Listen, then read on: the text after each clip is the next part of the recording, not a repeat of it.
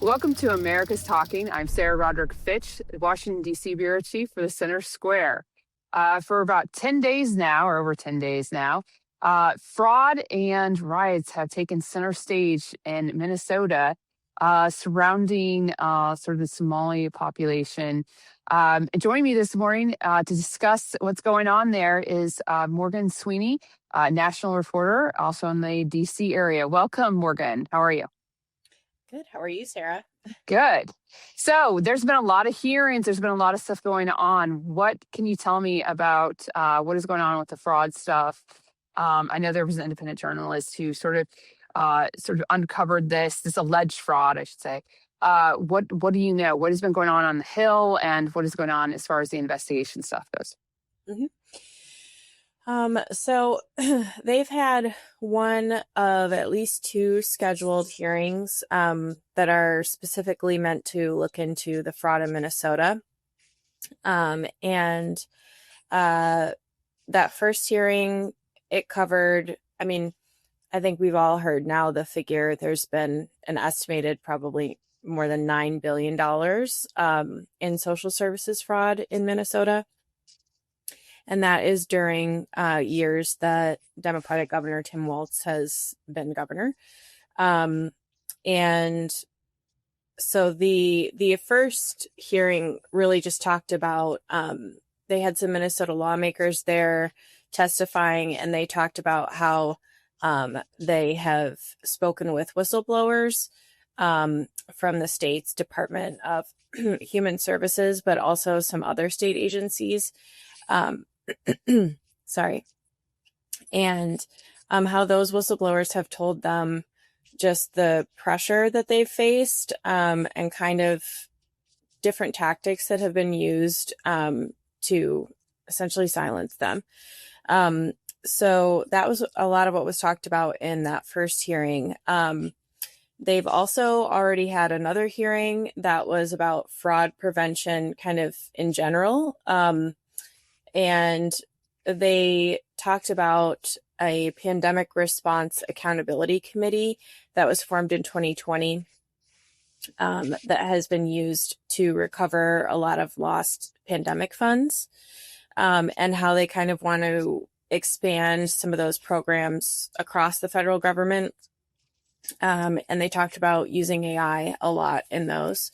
And then also Treasury Secretary Scott Bessent made an announcement about different initiatives that the Treasury is now doing to try to recover some of what has been taken in Minnesota, but also just put in place consequences for the people that have done these things. And then also the White House announced the creation of a new division in the Department of Justice with, I'm sorry, I don't know what's going on, but with an assistant attorney general with nationwide authority over fraud investigations and procedures. So there's a lot of things that are kind of going on at once. A lot of initiatives that have been started to kind of respond and figure out how to better prevent this kind of thing going forward in the future.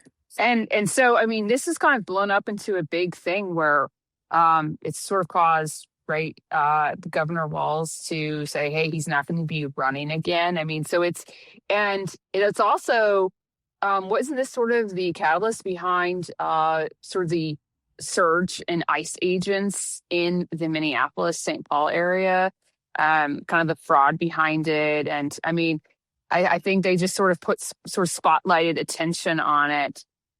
So now, I mean, to look at it, it's amazing to think it went from, this issue with fraud, and now there's protests and some of them turned violent into riots where, I guess some FBI vehicles, according to the administration yesterday here at the White House, Secretary of Homeland Security, Kristi Noem, said the vehicles that were broken into early this week were FBI vehicles.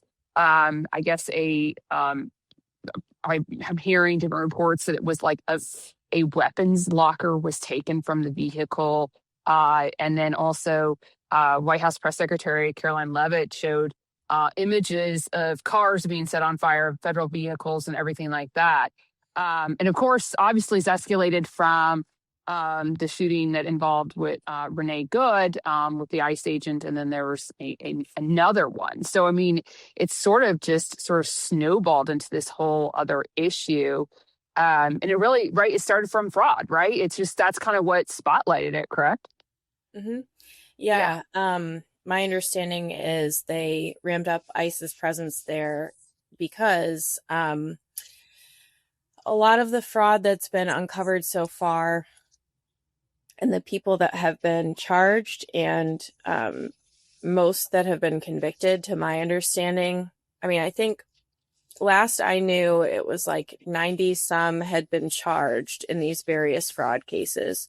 And 80 some of those were Somalis. So unfortunately, a lot of it at this point anyway is tied to that community, Somali refugee like resettlement community in Minnesota. And it's quite a large community. Mm-hmm. And so yeah, I believe that's why they sent more ICE agents there. Okay. Yeah. And I mean, and last week, Vice President J.D. Vance was on hand to make that announcement from the White House about the Assistant Attorney General position. The president said that his person has been selected, but we don't definitely know who it is yet. However, he did talk about a little bit about, obviously the riots and everything like that. I had an opportunity to ask the vice president if he thought that they were paid agitators. Obviously, that's still under investigation. It seems to be, again, it seems to be really sort of expanding, just, starting from the fraud issue, and it's kind of going on and turning into other things. And now the president is threatening to invoke the Insurrection Act there and possibly send in, the military, similar to what he did in Los Angeles last year following the riots there. Again, ICE, that was related to the ICE stuff that was started there. So it seems that this is continuing on. This is going to continue on. And hopefully, there'll be some lowering of temperatures, but we'll see. Anyway, thank you so much for joining us. To learn more about this and other stories, please look at thecentersquare.com.